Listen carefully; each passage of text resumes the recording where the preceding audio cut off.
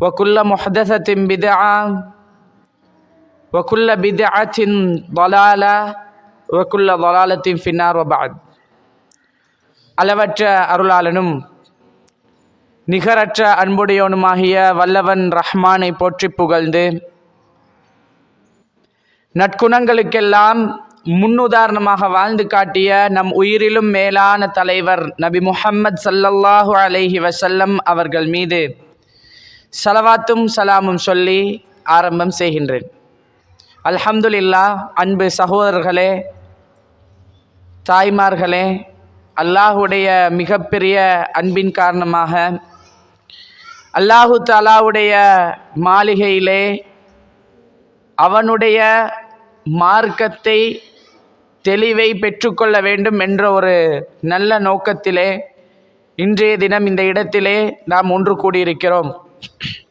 அந்த அடிப்படையிலே அல்லாஹு தஆலா இந்த உலக வாழ்க்கையை நிரந்தரமில்லாத ஒரு வாழ்க்கையாக, முடிவடையக்கூடிய ஒரு வாழ்க்கையாக, அற்பமான ஒரு வாழ்க்கையாக தந்து, இந்த வாழ்க்கையிலே நாம் எப்படி வாழ வேண்டும், எப்படி வாழ்ந்தால் மறுமையிலே அவனுடைய பரிசாக சொர்க்கத்தை பெற்றுக்கொள்ளலாம், அதே போல இந்த உலக வாழ்க்கையிலே நாம் எப்படி வாழக்கூடாது, எப்படி வாழ்ந்தால் மறுமையிலே அவனுடைய தண்டனையாக நரகத்தை பெற்றுக்கொள்ளலாம் என்பதையெல்லாம் அல் குர்ஆன் அஸ்ஸுன்னாவின் மூலம் தெளிவாக வழிகாட்டி எச்சரித்து, முடிவடையக்கூடிய நிரந்தரம் இல்லாத அற்பமான இந்த வாழ்க்கையை ரப்புல் ஆலமீன் நமக்கு தந்திருக்கிறான். இந்த வாழ்க்கையிலே நாம் வாழக்கூடிய ஒவ்வொரு நிமிஷமும் எப்படி சிந்திக்கணும் என்றால், அல்லாஹ் தந்திருக்கிற வாழ்க்கை எல்லாமே அவனுடைய விருப்பப்படிதான். நாம் இந்த உலகத்தில் பிறந்தது, நாம் ஆணா பிறந்ததோ பெண்ணா பிறந்ததோ எல்லாம் அல்லாஹ்வுடைய விருப்பப்படி, அவனுடைய நாட்டப்படி. இந்த ஊரில் நான் பிறந்தது நானாக விரும்பி ஆணாக பிறக்கவில்லை, நானாக விரும்பி இலங்கையில் பிறக்கவில்லை, நானாக விரும்பி இந்த ஊர்ல பிறக்கவில்லை.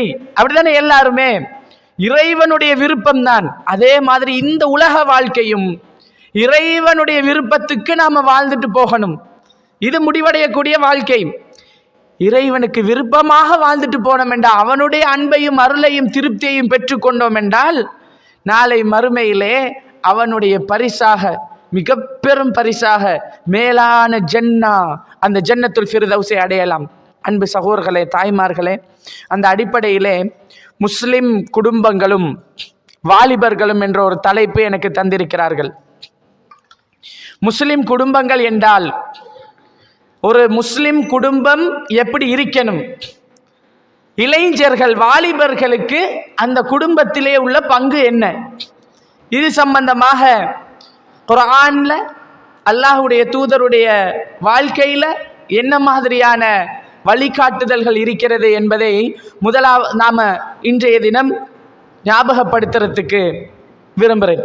அன்பு சகோதரர்களே, தாய்மார்களே, முதலாவதாக இன்றைய தினம் பிள்ளைகளோட, சின்னவர்களோட அல்லாஹ்வுடைய மாளிகையில் இந்த மார்க்கத்தை படிப்பதற்காக, குர்ஆனை விளங்குவதற்காக, நம்முடைய ஈமானை இன்னும் கொஞ்சம் புத்துணர்வு செய்ய வைப்பதற்காக இந்த இடத்திலே நாம் ஒன்று கூடியிருக்கிறோம்.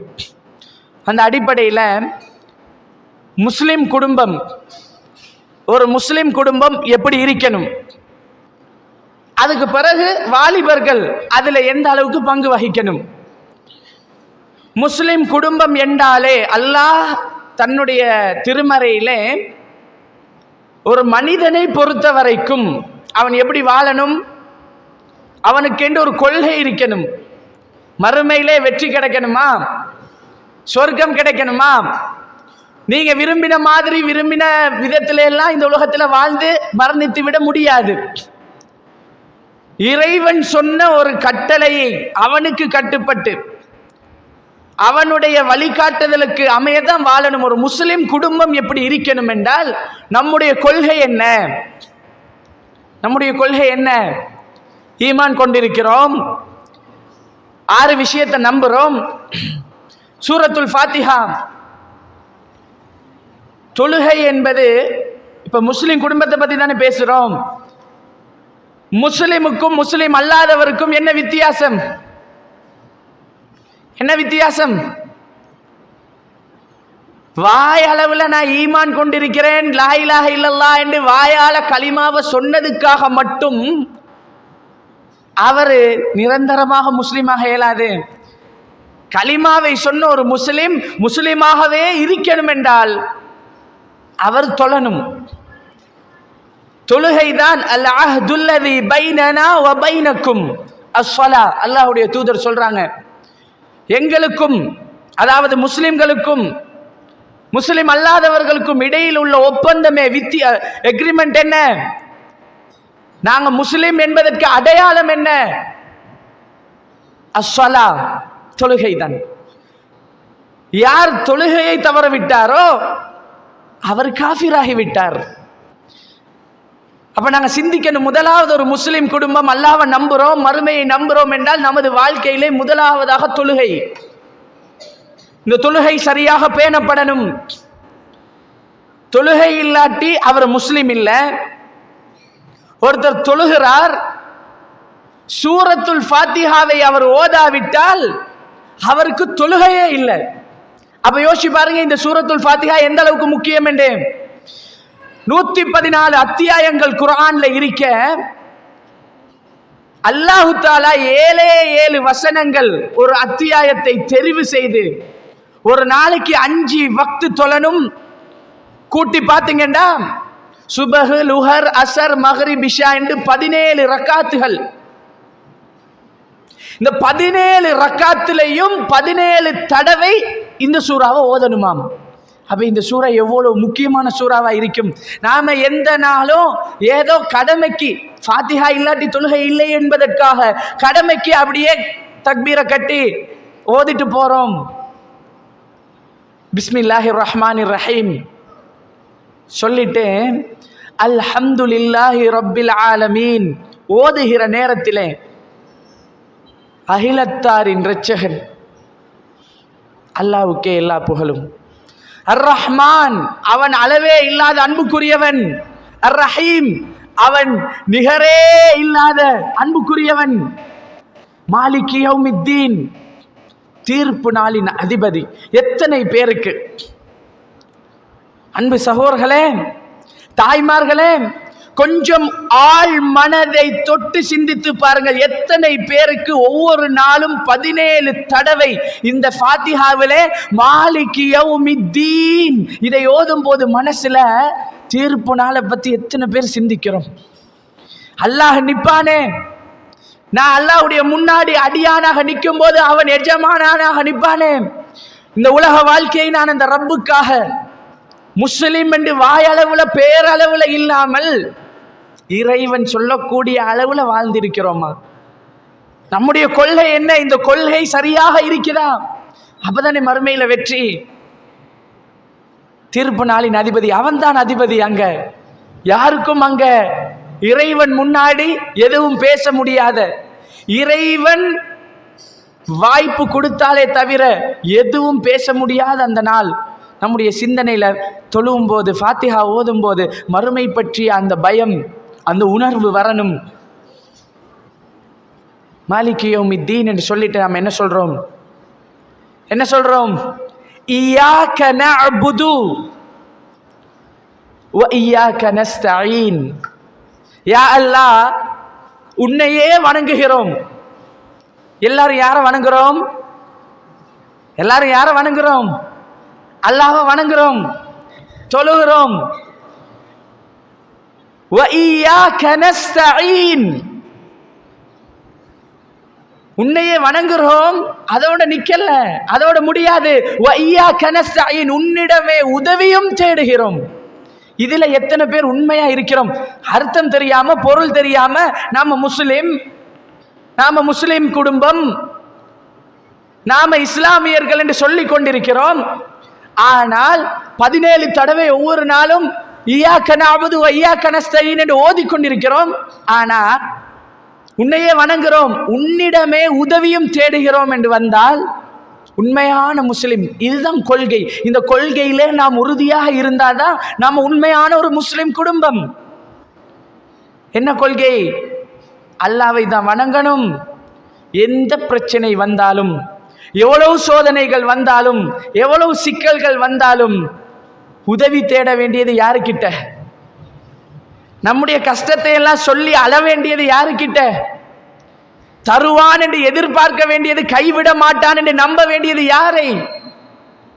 ரஹ்மான், ரஹீம், அந்த ரப்பை தான், அவன்தான். ஆனா இன்றைக்கு நாங்க ஓதுற நேரம் மட்டும் ஈயாக்க நஅபுது வ ஈயாக்க நஸ்தஈன் என்று சொல்றோம். ஆனா திடீரென்று ஒரு கஷ்டம், காசு பிரச்சனை அல்லது ஒரு நோய், உடனே யார்கிட்ட கேட்கலாம்? காசு. முதல்ல அல்லாஹ் கிட்ட கேட்டீங்களா? அல்லாஹ்விடத்திலே உங்களுடைய பிரச்சனையை சொன்னீர்களா? நோய் வந்த உடனே யாரு நல்ல டாக்டர்? தேடத்தான் வேணும், மருந்தெடுக்கத்தான் வேணும். இலங்கையில டாக்டர் இல்லாட்டி இந்தியாவுக்கு போறதுக்கு தேடுபவர்கள், அந்த நோய் குணமாவணும் என்றா அந்த டாக்டர், இந்த டாக்டர், அந்த மருந்து, இந்த ஆஸ்பத்திரி என்று தேடுபவர்கள், இந்த நோயை தந்தது ரப்பு. முதலாவது அவனிடத்துல சொல்லணும், யாரெல்லாம் நீ தான் இந்த நோயை தந்திருக்கிறாய், நாங்க உன்னை தான் வணங்குறோம், உதவியும் உன்னிடத்தில் கேட்கிறோம், உன்னிடத்திலே ஒப்படைக்கிறோம், நீ தான் தீர்வு தரணும், நீ தான் சுகமாக்கணும், நீ தான் குணப்படுத்தணும் என்று ரப்பிடத்திலே கேட்டு விட்டு அதுக்கப்புறம் என்ன செய்யணும்? நம்முடைய அடுத்த முயற்சி. இப்ப யாருக்கிட்ட மறந்தெடுக்கிறது, எந்த வைத்தியசாலையில முடிவெடுக்கிறது என்பது இரண்டாவது. அப்போ ஒரு முஸ்லிம் குடும்பமாக நாம் இருந்தால், ஒரு ஈமான், ஒரு கொள்கை உறுதி நம்மிடத்தில் இருக்க வேண்டும் என்றால், கொள்கையிலே ஆக முக்கியம் அல்லாஹ்வையே வணங்கணும், அவனிடத்திலே உதவியையும் கேட்கணும். அல்லாஹ்வை வணங்குறோமாம், உதவியை மட்டும் வேற யார்ட்டையோ கேட்கிறோமாம். இது ஈமான் உள்ள ஒருத்தர் செய்யற வேலையா? அவங்கள முஸ்லிம் என்று சொல்லலாமா? தொழுகிற அல்லாஹ் கிட்ட போய்த்து ஒரு கபர் முன்னாடி, ஒரு ஜியாரம் முன்னாடி நின்றுட்டு எனக்கு நோயாக இருக்குது குணப்படுத்திடு அப்படின்னு அந்த ஜியாரம் அவுலியா கிட்ட, ஒரு நல்ல மனிதர்கிட்ட நாம கேட்கிறோம் என்றால், நாம ஈயாக்க நஅபுது வ ஈயாக்க நஸ்தஈன் என்று வாயால சொல்றோமே தவிர மனதால் அதை உறுதியாக நம்பவில்லை. அப்போ ஒரு முஸ்லிமுடைய கொள்கை, நம்முடைய குடும்பத்திலே இந்த கொள்கை வேரூன்றி இருக்கணும். அடுத்து அல்லாஹ்வை அவனிடத்திலே தான் உதவி கேட்போம், இதுல உறுதியா இருக்கணும். அதே போல அல்லாஹ் தஆலா திருமறையிலே சொல்லுகிறான், கொள்கை என்பது, முஸ்லிம்களுடைய கொள்கை என்பது அத்தியுல்லாஹ வ அத்தியுர் ரசூல், அல்லாஹ்வுக்கு கட்டுப்படுங்கள், அவனுடைய தூதருக்கு கட்டுப்படுங்கள். மார்க்கம் என்று, இஸ்லாம் என்று நம்ம முஸ்லிம் குடும்பத்தை பத்தி பேசுறோம். இஸ்லாம் என்பதை காட்டி தந்த ரப்பு, அதற்கு வழிகாட்டிய ரசூல், அவர்கள் எது சொன்னார்களோ அதுதான் மார்க்கம், அதுதான் இஸ்லாம். அதை பின்பற்றுபவர்கள் தான் முஸ்லிம்கள். யாரோ ஒரு பெரிய இமாம் சொன்னார், யாரோ ஒரு அவுலியா சொன்னார், யாரோ ஒருத்தர் சொன்னார் என்பதற்காக இஸ்லாம் ஒரு நாளும் மாறாது. எது அல்லாஹ் சொன்னானோ, எது அல்லாஹ்வுடைய தூதர் சொன்னார்களோ அதை பின்பற்றுவது, அதை கடைபிடிப்பது தான் ஒரு முஸ்லிம் குடும்பம். ஆரம்பமாக நீங்க இதை புரியணும். முஸ்லிம்கள் என்றால் கொள்கையிலே முதலாவது உறுதியாக இருக்கணும். நம்ம எதை செய்தாலும் அல்லாஹ்வும் அல்லாஹ்வுடைய தூதரும் வழிகாட்டி இருக்கிறார்களா, இதிலே நாம் கொஞ்சம் உறுதியாக இருக்கணும். அன்பு சகோதரர்களே, தாய்மார்களே, முஸ்லிம் குடும்பம் அல்லாஹ் தஆலா குர்ஆனிலே சொல்லும் போது ஈமான் கொண்டவர்களை பார்த்து, ஈமான் கொண்ட ஒவ்வொருவரையும் பார்த்து யா அய்யுஹல்லதீன ஆமனூ என்று அழைக்கிறான். ஈமான் கொண்டவர்களே என்று அழைக்கிறான். நான் அல்லாஹ்வை நம்புறேன், அவனுடைய தூதருக்கு கட்டுப்பட்டிருக்கிறேன் என்று யாரெல்லாம் நான் ஒரு முஸ்லிம், நான் ஒரு ஈமான் உள்ள முஃமின் என்று நம்புறீங்களோ, அல்லாஹ் அழைக்கும் போது என்னை தானே அல்லாஹ் அழைக்கிறான், எனக்குத்தானே ரப்பு ஏதோ சொல்லுகிறான். கூப்பிட்டு அல்லாஹ் என்ன சொல்றான்? கூ அன்ஃபுஸக்கும் வ அஹ்லீக்கும் நாரா, உங்களையும் உங்கள் குடும்பத்தாரையும் நரக நெருப்பிலிருந்து பாதுகாப்பு தேடிக்கொள்ளுங்கள். அன்பு சகோதரர்களே, தாய்மார்களே, அல்லாஹு தஆலா எனக்கும் உங்களுக்கும் என்னையும் உங்களையும் அழைத்து சொல்லக்கூடிய மிக முக்கியமான ஒரு கட்டளை இது.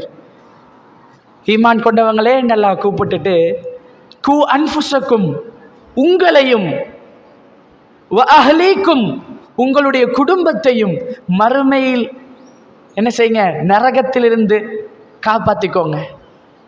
எப்படி காப்பாற்றிக்கொள்றது? ஒரு உண்மையான முஸ்லிம் குடும்பம், தாய் தந்தை பிள்ளைகள் என்று வாழுகின்ற இந்த குடும்பம், மனைவி மார்க்கம் இல்லாத செயல்கள்ல, குர்ஆனுக்கு நான் அதான் சொல்லிட்டேனே, கொள்கை எது? அல்லாவை தான் வணங்கணும், அவனிடத்துல தான் உதவியும் கேட்கணும், அல்லாவுக்கு தான் கட்டுப்படணும், அவனுடைய தூதருக்கு தான் கட்டுப்படணும். இதுதான் கொள்கை. இந்த கொள்கையில உறுதியாக நாம இருக்கணும். கணவன் இதிலே தப்பு செய்தால் மனைவி அழகாக சொல்லி காட்டி புரியப்படுத்தி அவரை காப்பாற்றி எடுக்கணும். நீங்க மட்டும் நல்லா தொழுதா போதாது. உங்க கணவன் ஐவேளை தொழுகையில முறையாக இல்லையா, நான் தொழுதுட்டேன் என்று நான் சரியாக இருக்கலாது. பெண்கள், மனைவி தொழுகையில முறையாக இல்லையா, நான் 5 நேரம் பள்ளிக்கு போய்த்துருவேன், ஜமாத்து தொழுதுருவேன் என்று ஒரு ஆண் இருக்கலாது. ஏன்? அல்லாஹ்வுடைய கட்டளை இது.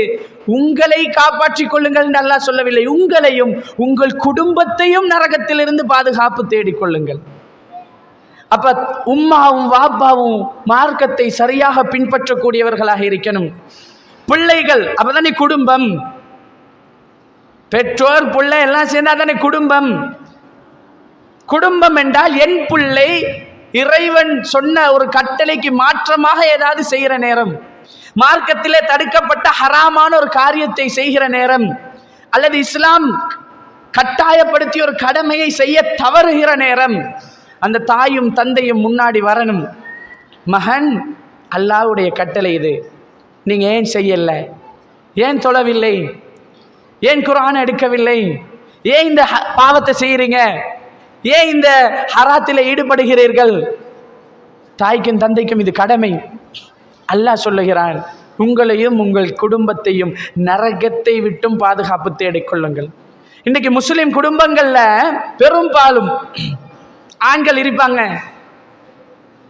பள்ளி நிர்வாகியாக இருக்கலாம், அல்லது அவர் ஒரு ஆலிமாக இருக்கலாம், ஒரு தாயியாக இருக்கலாம், சமூகத்திலே பெரிய அந்தஸ்து உள்ளவராக இருக்கலாம், நல்ல மார்க்கம் படித்திருக்கலாம். அவர் ஊருக்கு போய் பிரச்சாரம் பண்ணுவார், மஸ்ஜிதிலே தலைவராக இருப்பார், ஊர்ல பெரிய பொறுப்புல இருப்பார், சமூக தீங்குகளுக்கு எதிராக குரல் கொடுப்பார். ஆனால் அவருடைய வீட்டுக்குள்ள ஏராளமான ஹராம் நடந்துட்டு இருக்கும். அப்படியா இல்லையா?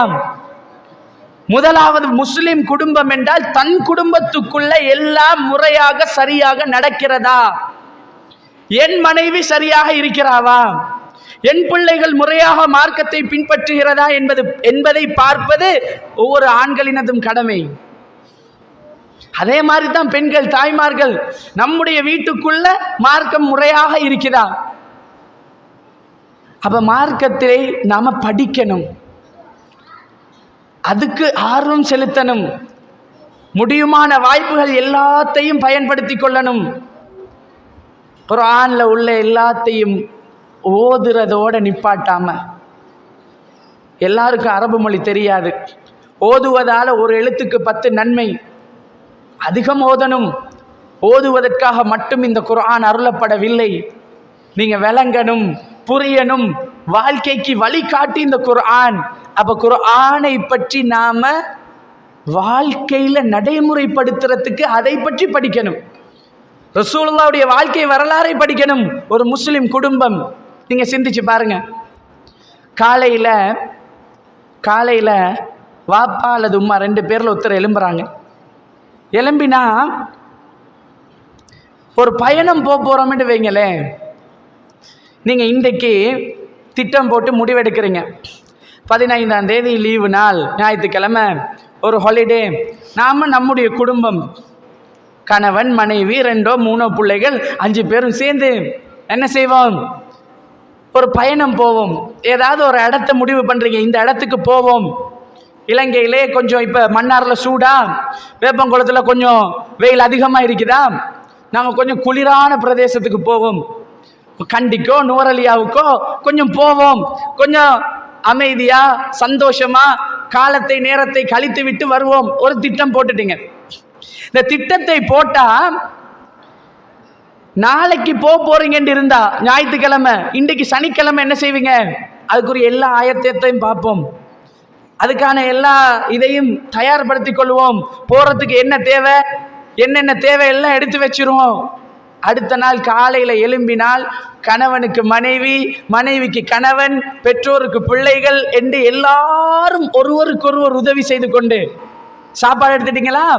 ஒருத்தர் இல்லைண்டா ஏன் எடுக்கலன்னு கேட்க மாட்டேன், இருங்க நான் எடுக்கிறேன். போறது பயணம், சந்தோஷமான இடம், விருப்பமான ஒரு இடத்துக்கு. பிள்ளைகள் ஏதாவது அந்த டைம்ல எடுக்க மறந்தாலும் பெற்றோர்கள் அதை எடுத்துக்கொள்வார்கள். பெற்றோருக்கு பிள்ளைகள் நல்லா உதவி செய்வார்கள் அந்த டைம்ல. ஏன் போறது சந்தோஷமான இடத்துக்கு, ஆசையான இடத்துக்கு. அதற்காக முழு குடும்பமாக சேர்ந்து எல்லாம் தயார்படுத்தி, எல்லாம் உடுப்பு எல்லாம் தயார்படுத்தி, பொருட்கள் எல்லாம் எடுத்து எல்லாம் அழகா ரெடி பண்ணி அடுத்த நாள் பயணத்தை ஆரம்பிப்போம். இதிலே எப்படி ஒருவருக்கொருவர் உதவி செய்து கொள்கிறோமோ சரி, பிள்ளைகளுக்கு பெற்றோர்களும் பெற்றோருக்கு பிள்ளைகளும் எப்படி உதவி செய்து கொள்கிறோமோ, இந்த உலகம் முடிவடையக்கூடியது என்று நம்புறதால தான், மறுமை என்று ஒன்று இருக்கிறது என்று நம்புறதால தான் நாங்கள் முஸ்லிம்கள். அதனால தான் முஸ்லிம் குடும்பமாக நாங்கள் இருக்கிறோம். இந்த உலகத்திலே கொஞ்ச நாள் வாழ்ந்துட்டு நிரந்தரமாக நாங்கள் வாழ போறது சொர்க்கம் என்பதை உறுதியாக நம்பக்கூடிய முஸ்லிம் குடும்பத்திலே சொர்க்கம் தான் நம்முடைய லட்சியமாக இருக்கணும். ஜன்னத்துல் ஃபிர்தௌஸை அடையணும் என்பது தான் நம்முடைய முழு நோக்கமாக இருக்கணும். அதற்கு கணவன் மனைவிக்கும், மனைவி கணவனுக்கும் ஒத்துழைக்கணும். வெறுமனே சம்பாதித்து கொடுப்பதற்கு மட்டுமில்ல ஆம்பளை, புள்ள பெத்து வளர்க்கறதுக்கு மட்டுமில்ல பொம்பளை. கணவன் மனைவியை சொர்க்கத்துக்கு அழைக்கக்கூடிய, வழிகாட்டக்கூடிய, உதவக்கூடியவராக இருக்கிறார். அவர் தான் உண்மையான முஸ்லிம் கணவன். உண்மையான முஸ்லிம் மனைவி யாரு? தன் கணவன் 5 நேரம் பள்ளிக்கு தொழ போகலையா? ஏன் போகல, போங்கன்னு வற்புறுத்தி சரி அனுப்பணும். இன்றைக்கு கணவன் வேலைக்கு போகாட்டி, தொழிலுக்கு போகாட்டி வருமானம் வராதாம், சாப்பிட ஒன்றும் இல்லையாமெண்டா படுத்துட்டு இருக்கிறவரை தட்டி எழுப்பாட்டி ஒன்றும் இல்லை, போங்க போய் சம்பாதிச்சுட்டு வாங்கன்னு அனுப்புவோமா இல்லையா? ஆனா அவர் தொழாம படுத்துட்டு இருக்கிறாரு, நாம கணக்கில்லாம இருக்கிறோம் என்றால் இது முஸ்லிம் குடும்பம் அல்ல. இந்த குடும்பத்திலே உண்மையான இஸ்லாம் இல்ல. சிந்திச்சு பாருங்க. தஹஜ்ஜத்துக்கு எழும்பி உம்மா வாப்பாவை எழுப்பாட்டுறாங்க. அல்லாஹ்வுடைய தூதர் சொல்றாங்க, அல்லாஹ்வுடைய தூதர் சொல்றாங்க, ரஹிமல்லாஹு ரஜுலன், அல்லாஹ் ஒரு ஆணுக்கு, ஒரு கணவனுக்கு அருள் புரிகிறான். ஏன்? அவர் எழும்புறார் தொழுகைக்காக, அவர் தொழுகிறார், தன் மனைவியை எழுப்பாட்டுகிறார் தொழுகைக்கு. அவள் எழும்ப மறுக்கிற நேரம் தண்ணி எடுத்து தொளிக்கிறார், முகத்துல கொஞ்சம் தண்ணீரை தொளிச்சு, எழுமுங்கப்பா, கடமை தொழுகை, தொழுகை இல்லாட்டி நாங்க முஸ்லிம்களே இல்ல, தொழுவுங்க என்று அவர் எழுப்பாற்றார். இப்படிப்பட்ட ஒரு ஆணுக்கு அல்லாஹ் அருள் புரிகிறான். தொடர்ந்து ரசூலுல்லாஹ் சொல்றாங்க, ரஹிமல்லாஹு இம்ராஅத்தன், ஒரு பெண்ணுக்கு அல்லாஹ் அருள் புரிகிறான். இந்த பெண் யாரு? அவ எழும்புறா நேரத்துக்கு, எழும்பி உழுவெடுத்து தொழுது தன் கணவனை எழுப்பாட்டுகிறார். கணவன் எழும்ப மறுக்கிறார்.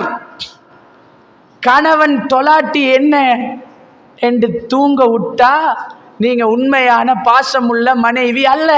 நாங்க எப்படி நினைக்கிறேன், பாவம் அவர் டயர்டு, நேற்று நல்லா சம்பாரிச்சுட்டு வந்து உழைச்சிட்டு வந்து கொஞ்சம் டயர்ட்ல தூங்குறாரு, இன்னைக்கு தொலாட்டி பரவாயில்ல தூங்க விடுவோம் என்று ஒருத்தர் நினைத்தால் நீங்கள் சுயநலத்துக்குரியவர். அவர் சம்பாரிச்சு தந்தா எனக்கு போதும், அவர் சொர்க்கம் போனா உண்டு போகாட்டி உண்டு, இந்த உலகத்துல அவர் சம்பாரிச்சு தந்தா போதும்னு நினைக்கிற மனைவி. அவர் தொழணும், அவரும் சொர்க்கம் போகணும் என்று நீங்க விரும்பணும். அதுதான் முஸ்லிம் குடும்பம். அவரை எழுப்பாட்டும் போது அவர் எழும்ப மறுக்கிறார். அந்த பெண், அந்த மனைவி அந்த கணவனுக்கு தண்ணீரை தெளிக்கிறாள். இப்படிப்பட்ட மனைவிக்கு அந்த பெண்ணுக்கு அல்லாஹ் அருள் புரிகிறான். அப்ப அன்பு சகோதரர்களே, என்றைக்காவது நம்ம முஸ்லிம் குடும்பம் என்று சொல்றோம், இப்படி ஒரு சம்பவம் கணவன் எழும்ப மறுக்க, மனைவி கொண்டு வந்து லேசா தண்ணியை தெளிக்க, 2 பேரும் சேர்ந்து எழும்பி அல்லாஹ்வை வணங்க, இப்படி ஒரு நாள் என்றைக்காவது நம்முடைய வாழ்க்கையிலே நடந்திருக்குமா? அவர் வேலைக்கு போகாட்டி பிரச்சனை வந்திருக்கும். காசு சம்பாரிச்சு தராவிட்டால் குடும்பத்துக்குள்ள பல பிரச்சனைகள் உருவாகும்.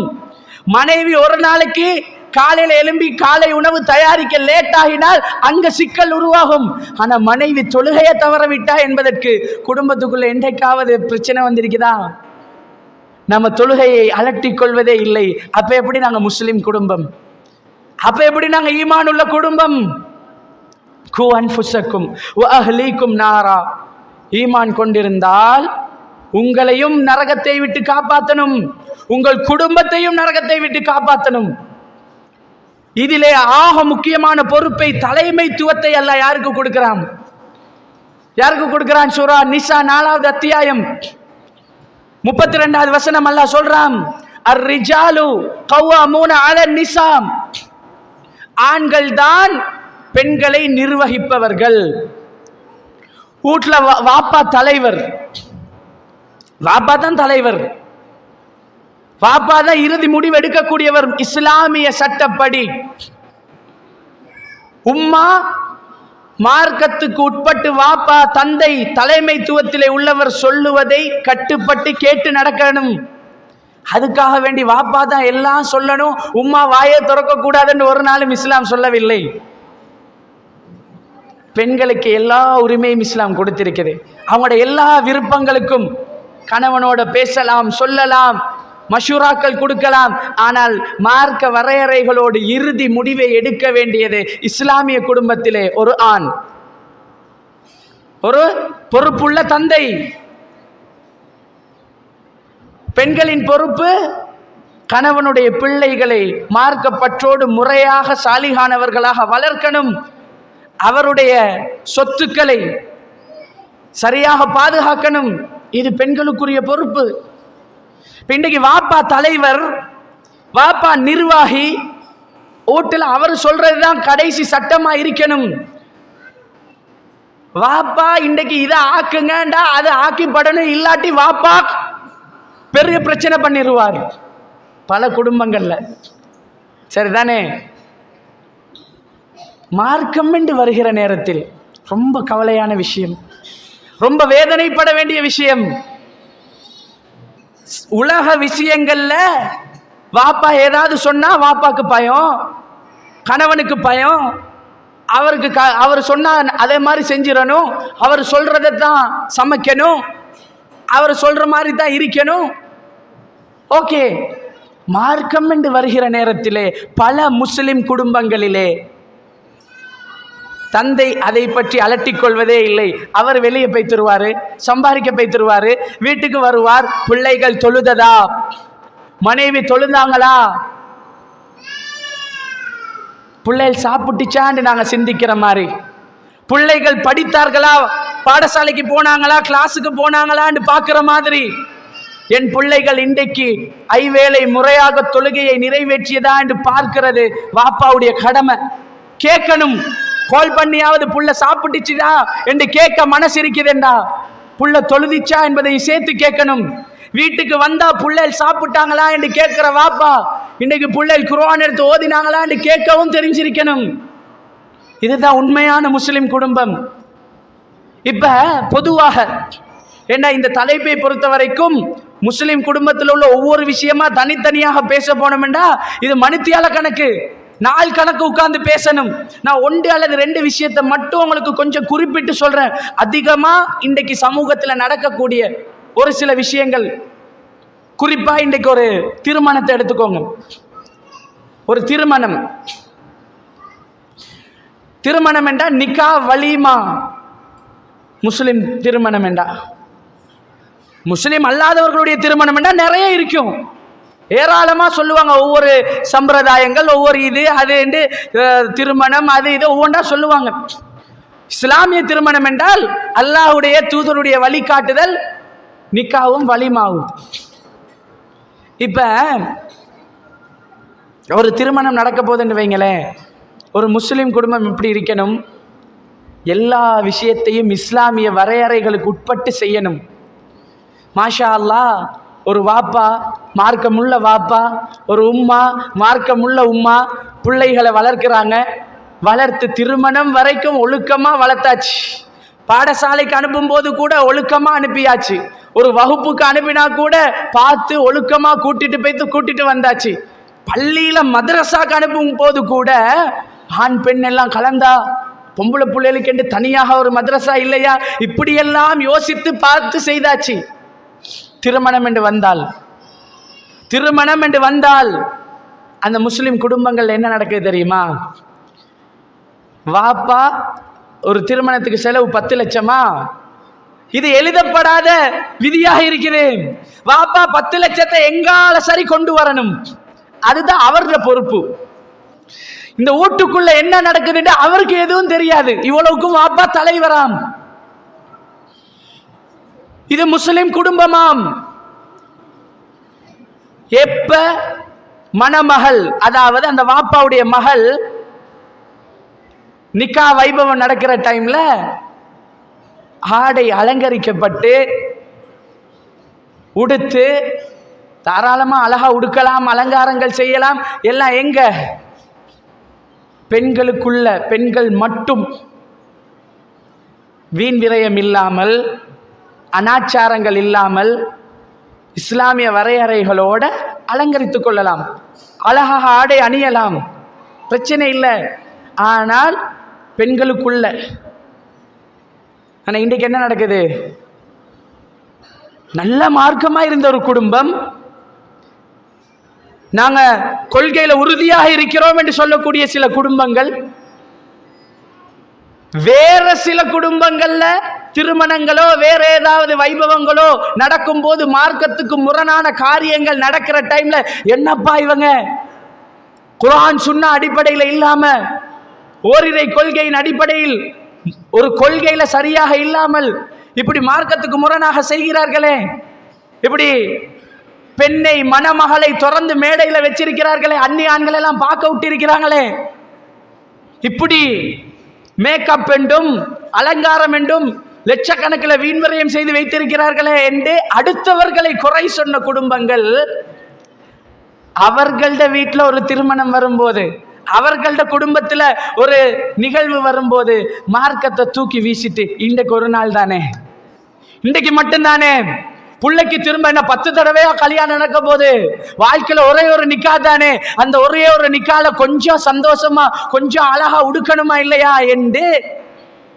மார்க்கத்தை புறம் தள்ளிவிட்டு அந்நிய ஆண்கள் எல்லாம் பார்த்திருக்க நடு சபையில பெண்ணை மணமகளை கொண்டு வந்து மறைக்க வேண்டிய இடங்கள் எல்லாம் மறைக்கப்படாமல் அடுத்த ஆண்களும் கணவன் மட்டும் பார்க்க வேண்டிய, மாப்பிள்ள அந்த மணமகன் மட்டும் ரசிக்க வேண்டிய அந்த பெண்ணை எல்லாரும் பார்க்கும்படியாக, எல்லாரும் போட்டோ எடுக்கும்படியாக, எல்லாரும் ரசிக்கும்படியாக சபையில கொண்டு வந்து உட்கார வைக்கிறாங்க. தாயிடத்துல கேட்டா, பாவம் மகள் ஆசைப்படுறா, இன்றைக்கு ஒரு நாள் தானே, அவட வாழ்க்கையில இது மட்டும்தானே ஒரு சந்தோஷம், இன்றைக்கு நாள் தானே அவக்கு திருமணம், இன்றைக்கு ஒரு நாள் தான் திருமணம், இன்றைக்கு ஒரு நாள் தான் நிக்கா, இன்றைக்கு ஒரு நாள் தான் சந்தோஷம் என்று சொல்லி அந்த ஒரு நாள்ல எல்லா ஹராத்தையும் செஞ்சுட்டோம் என்றா, இந்த வாழ்க்கையும் ஒரே ஒரு தடவை தான். இந்த ஒரு திருமணத்தில் வைத்துத்தான் நீங்க வாழ்ந்த வாழ்க்கையில எப்படி நடந்து கொண்டீங்கன்னா அல்லாவும் பார்க்க போறான். இந்த ஒரு நாள்ல நீங்க எப்படி நடக்கிறீங்க என்பதைத்தான் அல்லாவும் மறுமையிலே உங்களிடம் கணக்கு கேட்க போறான். அதை மறந்துட்டோமே. இந்த உலகம் மட்டும்தான் வாழ்க்கை என்று நினைச்சிட்டு தானே இன்றைக்கு ஒரு நாள் இன்றைக்கு ஒரு நாள் என்றோம். மறுமை என்று ஒரு நாள் இருக்குது என்பதை எத்தனை பேர் சிந்திச்சோம்? இப்படி இன்றைக்கு எல்லா ஆண்களும் பார்க்கிற மாதிரி என் பிள்ளை இருந்தால் நாளை மறுமையிலே நானும் குற்றவாளி, என் பிள்ளையும் குற்றவாளி, மறுமையில் அல்லாஹ் எங்களுக்கு நரகத்தை தந்து விடுவான் என்று எத்தனை பேர் சிந்தித்தோம்? தாயும் மகளும் சேர்ந்து கொண்டு வீட்டில் மார்க்கத்துக்கு முரணான விடயங்களுக்கு ஆர்வமாக இருக்கிற நேரம், ஒரு பொறுப்புள்ள ஆண், ஒரு இஸ்லாமிய குடும்பத்தின் தலைவன் எப்படி இருக்கணும்? அவருடைய பொறுப்பு என்ன? அர்ரிஜாலு கவ்வாமுன அல நிசா என்றா, நீங்க நிர்வாகி, நீங்க தான் அங்க முடிவெடுக்கணும். மற்ற விஷயத்துல நான் ஆம்பளை, நான் சொல்றதுதான் கேட்கணும், நான் போட்டதுதான் சட்டம், என் பேச்சுக்கு மீறி நான் போட்ட கோட்டை தாண்டக்கூடாதுன்னு அப்படி பேசுறான். வீட்டில் இங்க தன் மகள் வெக்கம் கெட்ட வகையில ஒழுக்கம் கெட்ட வகையில உட்கார்ந்துட்டு இருப்பா. மணமகனுடைய குடும்பம் வந்து எல்லாரும் பார்ப்பார்கள், போட்டோ எடுப்பார்கள், மீடியாக்கள் எல்லாம் போடுவார்கள். இதையெல்லாம் பார்த்துட்டு வாப்பா எதுவும் பேச மாட்டேன். என்ன செய்ய? அவங்களோட ஆசை. இது இஸ்லாம் தடுத்ததுன்னு அவருக்கு தெரியும். மற்ற அடுத்த வீட்டில் உள்ளவங்களோட கல்யாணத்தில் இதே தப்பு நடக்கும் போது அவரும் பேசினார். ஏனையவர்கள் இதை செய்யும் போது அவர் அதுக்கு எதிராக சொன்னார். இன்றைக்கு அவருடைய வீட்டில் வரும்போது அவர் என்ன சொல்றார்? என்ன செய்ய, அது அவங்களோட ஆசை, அவங்களோட விருப்பம், எங்களுக்கு ஒன்றும் செய்ய இயலாதே. இதுக்கு பேர் தான் இஸ்லாமா? இது நான் சொல்ற ஒரே ஒரு உதாரணம். இதுக்கு பேர் தான் இஸ்லாமா? அல்லாஹ்வுடைய தூதருடைய வாழ்க்கையில் ஒரு சம்பவம் நடக்குது. அல்லாஹு தாலா ரசூலுல்லாவை கண்டிக்கிறான். எப்படி என்றா, தேன் குடிக்கிற இந்த சம்பவம் எல்லாருக்கும் தெரியும். அல்லாஹ்வுடைய தூதர் ஒரு மனைவியின் வீட்டுக்கு வளமையாக போவாங்க, அங்கே தேன் குடிப்பாங்க. இன்னும் ஒரு சில மனைவிமார்களுக்கு அது பிடிக்கல, விரும்பல. இவங்க சும்மா ரசூலுல்லாவை அங்கே போகிறத தடுக்கணும் அப்படி என்பதற்காக ஒரு பாசத்துக்கான போராட்டம் தான். சரி, அந்த மனைவியை விட ரசூல்லா எங்களோட நெருக்கமாக இருக்கணும் என்று இவங்க என்ன செய்கிறாங்க? என்ன யார் ரசூல்லா, வாயில் ஒரு துருவாடை வருதே, ரசூல்லா தேன் குடிச்சிட்டு வந்திருக்கிறாங்க, ஒரு துருவாடை வருதே அப்படின்றாங்க. அப்படியா என்று ரசூலுல்லா, இதுக்கு பிறகு நான் இதை குடிக்க மாட்டேன், இதுக்கு பின்னாடி இது எனக்கு ஹராம், நான் இதை குடிக்க மாட்டேன்ட்டாங்க. அல்லாஹ் குர்ஆனிலே என்ன சொல்றான் தெரியுமா? அல்லாஹ் குர்ஆன்ல என்ன சொல்றான் தெரியுமா? குர்ஆன் வசனத்தை அல்லாஹ் இறக்குறான். சூரா தஹரீம் 66வது அத்தியாயம். அல்லாஹ் கேட்குறான், யா அய்யுஹன் நபி, நபியை அல்லாஹ் அழைத்து சொல்லுகிறான், லிம துஹர்ரிமு மா அஹல்லல்லாஹு லக். நபியே, அல்லாஹ் உங்களுக்கு ஹலாலாக்கின ஒன்றை நீங்க எப்படி உங்களுக்கு ஹராமாக்கி கொள்ளுவீங்க? அல்லாஹ் ஹலாலாக்கின ஒன்று தேன் குடிக்கிறது ஹலால். அல்லாஹ் ஹலாலாக்கின இந்த தேனை நீங்க எப்படி உங்களோட மனைவியின் விருப்பத்துக்கு, உங்க மனைவியின் திருப்திக்காக நீங்க எப்படி உங்களுக்கு ஹராமாக்கி கொள்ளுவீங்க? அல்லாஹ் ஹலாலாக்கினா ஹலால் தான். அது உங்களோட விருப்பத்துக்கு, மனைவியுடைய தேவைக்காக, அவங்களோட விருப்பத்துக்காக ஹராமாக்க இயலாது. நான் உங்களுக்கு சும்மா கேட்கிறேன், ஹலாலாக இருக்கிற எல்லாத்தையும் நம்ம செய்யணும் என்ற அர்த்தமா? இல்லை. ஹலால் என்றால் அந்த ஹலாலை விருப்பம் என்றால் செய்யலாம், செய்யாட்டியும் பிரச்சனை இல்லை தானே. இறைச்சி ஹலால், விருப்பமா சாப்பிடுங்க, இல்லாட்டி விட்டுருங்க, அவ்வளவுதான். மீன் ஹலால், விருப்பமா சாப்பிடுங்க, இல்லாட்டியும் பிரச்சனை இல்லை, விட்டுருங்க. ஆனால் ஹராம் அப்படியா? ஹராம் அப்படியா? பன்று இறைச்சி ஹராம் என்றா ஹராம் தான், விட்டுருங்க, அவ்வளவுதான். விருப்பம் என்றா விட்டுருங்க, இல்லாட்டி சாப்பிடுங்க, இல்ல ஹராம் என்றா விடணும். ஹலால் அனுமதிக்கப்பட்டது. இங்க அல்லாஹ் ஹலாலானதை ஹராமாக்கி கொண்டதற்கே ரசூலுல்லாவுக்கு இந்த குர்ஆன் வசனத்தை இறக்குறான் என்றால், அனுமதிக்கப்பட்ட ஒன்றை நீங்க ஏனப்பா தடுத்துக் கொள்கிறீர்கள் என்று அல்லாஹ் கண்டித்து சொல்கிறான் என்றால், இன்றைக்கு மனைவிமார்களின் விருப்பத்துக்காக, பொம்பளை பிள்ளையுடைய ஆசை, மகன் ஆசைப்பட்டுட்டா, மனைவி விருப்பப்பட்டுட்டா என்பதற்காக ஒரு ஆண் அல்லாஹ் ஹராமாக்கிய ஒன்றை ஹலாலாக்கினா எப்படி இருக்கும்? அனுமதித்தால் எப்படி இருக்கும்? எவ்வளவு பெரிய குத்தம் நினைக்கிறீங்க? இதை சரியாக சிந்திப்பவர்களுக்கு விளங்கும். ஹலாலான ஒன்றையே எனக்கு நான் தடுத்துக் கொள்றேன், எனக்கு வேணாம் என்று மனைவியின் திருப்திக்காக ஒரு நபி தடுத்துக் கொள்றார். அல்லாஹ் அதை அப்படி கூடாது என்றான். ஹலாலானதையே தடுத்து கொள்ள கூடாது, ஹராமாக்க கூடாதுண்டா, ஹராமான ஒன்றை இஸ்லாம் தடுத்த ஒன்றை, அல்லாஹ் வெறுத்த ஒன்றை, அல்லாஹ் போட்ட வரம்பை மீறி மனைவி செயல்படும் போதோ, பிள்ளைகள் செயல்படும் போதோ, அல்லது கணவன் செயல்படும் போதோ நாம் அதுக்கு என்றைக்கும் எதிராகத்தான் இருக்கணும். என்ன செய்ய, மனைவிக்கு ஆசையே என்பதற்காக, அந்த ஒரு நாள் என்பதற்காக விருப்பப்படி இருங்கன்னு சொல்ல இயலாது. மற்ற எல்லா நாளும் ஒழுக்கமாக இருப்பார்களாம். ரமலான் முழுக்க ஒழுக்கமாக கியாமுல் லைலுக்கு வந்தவர்கள், மார்க்க வரையறைகளை சட்டதிட்டங்களை பேணி நடந்தவர்கள், பெருநாளுடைய தினத்துக்கு திடலுக்கு வந்து பார்த்தா அந்த ஆடை வித்தியாசமா இருக்கும். இரவு தொழுறதுக்கு வந்தது இஸ்லாமிய முறையில், பெருநாளுக்கு வந்தா அங்க ஆடம்பரமும் அனாச்சாரமும் ஒழுக்கமில்லாத ஆடைகளும் அடுத்தவர்களை கவர வேண்டும் என்ற எண்ணமும் தான் நிறைய பேர்கிட்ட இருக்குதே தவிர, இதை பார்த்தும் கணவனுக்கு ரோஷம் வரவில்லை என்றால், இதை பார்த்து அந்த ஆண் அதை தடுக்கவில்லை என்றால், நீங்க அல்லாஹ்வுடைய திருப்தியை பார்க்கல, மனைவியின் திருப்திக்காக அல்லாஹ் தடுத்ததையும் அனுமதித்துட்டு இருக்கிறீங்க. இப்படிப்பட்ட கணவன்மார்களை அல்லாஹ்வுடைய தூதர் எப்படி சொன்னாங்க தெரியுமா? 3 பேரை அல்லாஹ் மறுமையிலே தூய்மைப்படுத்த மாட்டான். அதில் ஒரு கூட்டத்தார் அத்தையூஸ். தையூஸ் என்றால் யார் தெரியுமா? சஹாபாக்கள் கேட்கிறாங்க, யார சொல்லலாம், தையூஸ் என்றால் யார்? தன் வீட்டிலே அசிங்கம் நடக்கும்போது, மானக்கேடான வெட்கக்கேடான விஷயம் நடக்கும்போது, அல்லாஹ் தடுத்தது நடக்கும்போது அதை கண்டு கொள்ளாமல் இருந்த முதுகெலும்பில்லாத ஆண். இன்றைக்கி நாங்கள் சந்தோஷப்படும், எங்கட மாப்பிள்ளைண்டா எனக்கு அப்படியெல்லாம் சட்டம் போட வாரல்ல, நான் எப்படி உடுத்தாலும் அவர் எனக்கு ஒன்றும் சொல்ல மாட்டார், சரி நான் தலையை மறைக்காட்டியும் ஏச மாட்டார், நான் ஒழுங்காக உடுக்காட்டியும் ஒன்றும் சொல்ல மாட்டார், நான் என்ன இந்த பெண்கள்கிட்ட அலங்காரங்கள் இருக்குதா இல்லையா, பெண்களுக்குள்ள அவங்க செய்யக்கூடிய அலங்காரம் இருக்குது, அனுமதிக்கப்பட்டதும் இருக்குது, அனுமதிக்கப்படாததும் இருக்குது. அப்ப இது தையூஸ் என்றால் நீங்க புரிஞ்சு கொள்ளணும், நீங்கள் குடும்பத்தின் நிர்வாகிகள், தலைவர்கள் குடும்பத்தை சரியாக இந்த உலகத்திலே கவனித்துக் கொள்ளவில்லை என்றால் பாவம், நரகத்துக்குரிய வாசலை நாம் திறந்து கொள்கிறோம், அல்லாஹ்வுடைய தண்டனைக்கு நாம் தயாராகிறோம் என்ற அர்த்தம். அப்ப நாம சந்தோஷப்பட இயலாது, கவலைப்படணும். என்னை திருத்துவதற்கு ஒரு ஆணை அல்லாஹ் தரலையா? நான் தப்பு செய்தாலும் என்னை திருத்தி எனக்கு வழிகாட்டி அறிவுரை சொல்லி மார்க்கத்தின் பக்கம் என்னை அழைத்து கொண்டு போகிற ஒரு கணவனை அல்லாஹ் தரவில்லைன்னு நினைச்சு கவலை தான் படணும். நீங்க தப்பு செய்யும் போது உங்களுக்கு ஏசுறாரா? நீங்க ஒழுக்கமா ஆடை அணியவில்லை என்று உங்களை கண்டிக்கிறாரா?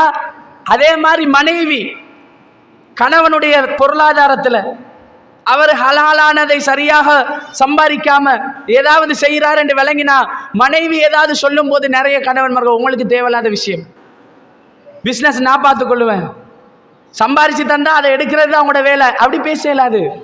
கணவன் ஏதோ தப்பு பண்றார், ஹராத்தில் ஈடுபடுறார், மோசடி செய்கிறார், ஏதோ ஒரு மார்க்கத்துக்கு முரணான வகையிலே நடந்து கொள்கிறார் என்று தெரிந்தால் அதை மனைவி சொல்லும் போது கணவன் சந்தோஷம் படணும். என் மனைவி என்ன நேசிக்கிறா, நான் நரகம் போகக்கூடாது என்று விரும்புகிறா, அவ சொல்லுவதை நான் கேட்டு நடந்து கொள்ளணும். இப்படி ஒரு குடும்ப அமைப்பு உருவாகிட்டு அப்படின்னா சரி. ஏன் நான் இந்த திருமணத்திலே பெண்களுடைய விஷயங்களையும் ஒழுக்கம் சார்ந்த விடயங்களையும் ரொம்ப அதிகமாக சொல்கிறேன் என்றால், அப்துல்லா இப்னு உமர் ரலியல்லாஹு அன்ஹு அவர்கள் அறிவிக்கக்கூடிய செய்தி, இமாம் புகாரி அவர்கள் 24வது செய்தியாக பதிவிடுகிறார்கள். அல்லாஹுடைய தூதர் வெட்கத்தை பற்றி சொன்னாங்க, ஒழுக்கத்தை பற்றி சொன்னார்கள். அல் ஹயாஉ மினல் ஈமான் என்றார்கள். சாதாரண விஷயம் இல்லை. ஒரு பெண் தன்னுடைய ஒரு தலைமுடி ஒரு அந்நிய மகரம் இல்லாத ஆணுக்கு விளங்குறதா, அவ ரொம்ப கவலைப்படணும். ஒரு ஆண் தன் மனைவியுடைய தன் மகளுடைய தன்னுடைய குடும்பத்தில் உள்ள ஒரு பெண்ணுடைய மறைக்க வேண்டிய உறுப்புகள் இன்னொரு அந்நிய ஆணுக்கு விளங்குதா? வேதனைப்படணும், ரோஷப்படணும். அதுல எல்லாம் ரோஷம் இல்லை. மனைவிட கொண்ட விளங்கினா என்ன, கழுத்து விளங்கினா என்ன, கை விளங்கினா என்ன, அதுல எல்லாம் ரோஷம் இல்லை. சோத்துல உப்பு குறைஞ்சாதான் ரோஷம் வரும். சரி, அவர் ஆக்க சொன்னதை மாத்தி ஆக்கினா அது ஏன் நான் சொன்னதை செய்யல, அப்ப கோபம் வரும். அது உலக விஷயம். அதுல வேணா விட்டு கொடுத்து போகலாம், அதுல வேணா கொஞ்சம் அட்ஜஸ்ட் பண்ணி கொள்ளலாம். மார்க்கத்துல விட்டு கொடுக்க அதை அட்ஜஸ்ட் பண்ண இயலாது. நீங்க தப்பு பண்றீங்க. அல் ஹயாஉ மினல் ஈமான், ஈமானை சார்ந்தது இது. வெட்கம், வெட்க உணர்வோடு பெண்ணும் ஆணுக்கும் வெட்கம் இருக்குது. அவரும் கொஞ்சம் பெண்களோட அதிகமாக வெட்கத்தை இழந்து சர்வ மகரமான பெண்ணோட பேசுற மாதிரி சர்வ சாதாரணமாக நடந்து கொள்றாரா? பெண்ணுக்கு ரோஷம் வரணும். ஆனா இதுல எல்லாம் நமக்கு ரோஷம் வராது, மார்க்க விஷயத்துல எல்லாம் வராது. சரி, அன்பு சகோதரர்களே, தாய்மார்களே, அந்த அடிப்படையிலே முஸ்லிம் குடும்பங்கள் ஒழுக்கமாக, சரி, சினிமாவுடைய விஷயம் நான் அடிக்கடி குடும்பங்கள் என்று வரும்போதே இன்றைக்கு ஒரு குடும்ப கட்டமைப்பு சீர்கெட்டு போவதற்கு மிகப்பெரிய காரணம் எது தெரியுமா? ஆகப்பெரிய காரணம் எது தெரியுமா? சினிமாக்களை, திரைப்படங்களை, திரை நாடகங்களை பார்த்து நம்முடைய உள்ளங்கள் வேறொரு மைண்ட் செட், அதாவது மனநிலைமை வேறொரு சிந்தனையில் இருக்குது. பார்க்கறது, திரைப்படங்கள்ல காட்டுறது எல்லாமே கணவனை ரொம்ப பெரிய ஹீரோவை, கதாநாயகனை பெரிய ஒரு பணக்காரனா காட்டுவாங்க, பெரிய பங்களால மாளிகையில வாழ்றத காட்டுவாங்க. சும்மா கல்யாண திருமணம் ஒன்று வந்தா தங்கத்துல குளிப்பாட்டுவார்கள்.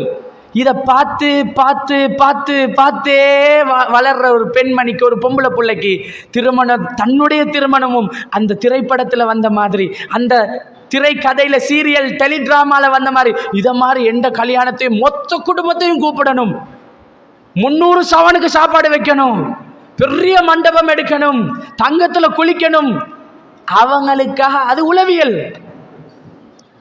உளவியல் ரீதியா திரும்ப திரும்ப திரும்ப திரும்ப எதை நாம் பார்க்கிறோமோ அது தானாகவே மனசுக்குள்ள ஆசையா உருவாகிடும். எனக்கு இப்படி நடந்தா நல்லமேண்டு எதிர்பார்ப்பா வந்துடும். ஆனா எல்லாமே அப்படி நடக்காது.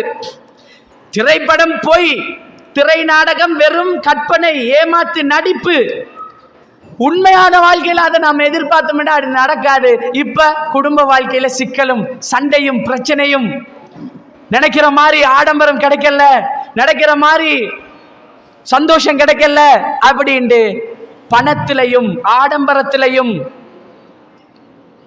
அனாச்சாரங்களையும் நாம் சந்தோஷத்தை தேடிக்கொண்டிருக்கிறோம். சந்தோஷம் என்பது ஒரு குடும்பத்திலே கணவன், மனைவி, பிள்ளைகள் எல்லாரும் சேர்ந்து ஒரே ஒரு நாள், நான் சொல்ற மாதிரி கொஞ்சம் கற்பனை பண்ணி பாருங்க, தஹஜ்ஜத் தொழுகைக்காக மொத்த குடும்பமும் எழும்புது. உம்மாவும் எழும்பி அவங்க தனியை தொழுகிறாங்க, வாப்பாவும் அங்கால தனியை தொழுகிறார்.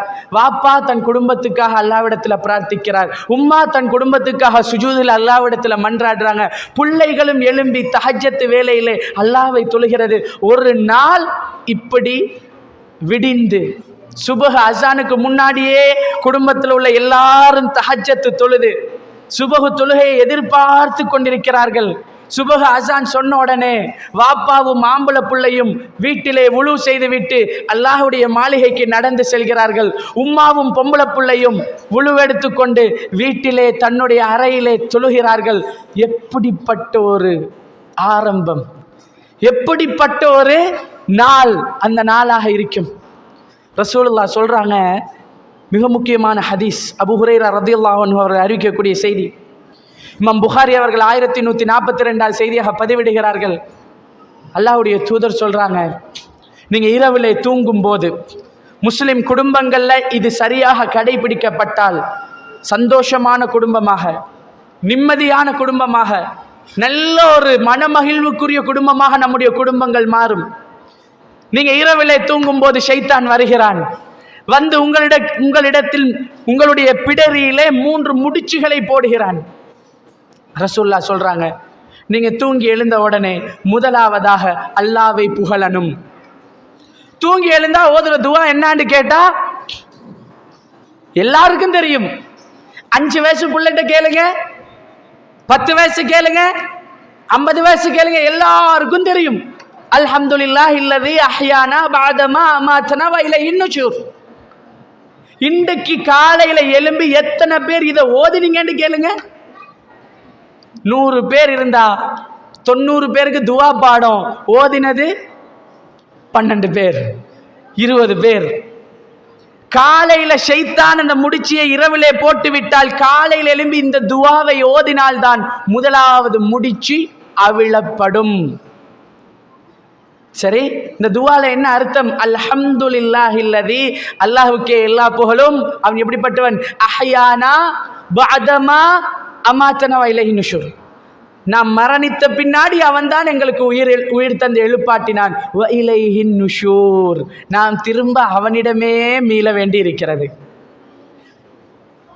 நைட் தூங்கிட்டு காலையில எழும்பின ஒருத்தர் முதலாவதாகவே அல்லாஹ்வை புகழ்ந்துட்டாரண்டா, முதலாவதாகவே மறுமையை அல்லாஹ்விடத்தில் தான் ஒன்று சேர்க்கப்படுவோம் என்றா என்ன அர்த்தம்? மறுமையை சிந்திக்கிறோம். அப்ப இன்றைக்கு நாள் நான் அல்லாஹ்க்கு பயந்து வாழணும். நான் இன்றைக்கு மௌத்தாவினா மறுமையில எழுப்பாட்டப்படும் போது நான் நல்ல ஒரு அடியானாக மௌத்தாகணும் என்ற சிந்தனை. ஆனா இன்றைக்கு உம்மா பிள்ளைய எழுப்பாட்டுற நேரம் எப்படி எழுப்பாட்டுவாங்க? மகன் எழுமுங்க, டைம் ஆகுது, ஸ்கூலுக்கு போகணும். வயசு 10, தொழாவிட்டால் அடித்து தொலைவையுங்கள் என்று சொன்ன வயசு. எலும்புங்க ஃபஜ்ர் தொழணும் என்று எழுப்பாற்ற தாய்மார்கள் எத்தனை பேர்? எலும்புங்க ஸ்கூலுக்கு லேட் ஆகுதுன்னு எழுப்பாற்றவங்க எத்தனை பேர்? எலும்புங்க இன்றைக்கு குர்ஆன்ல சூரா இஹ்லாஸ பாடமாக்கணும் என்று எழுப்பாற்ற தாய்மார்கள் தந்தைமார்கள் எத்தனை பேர்?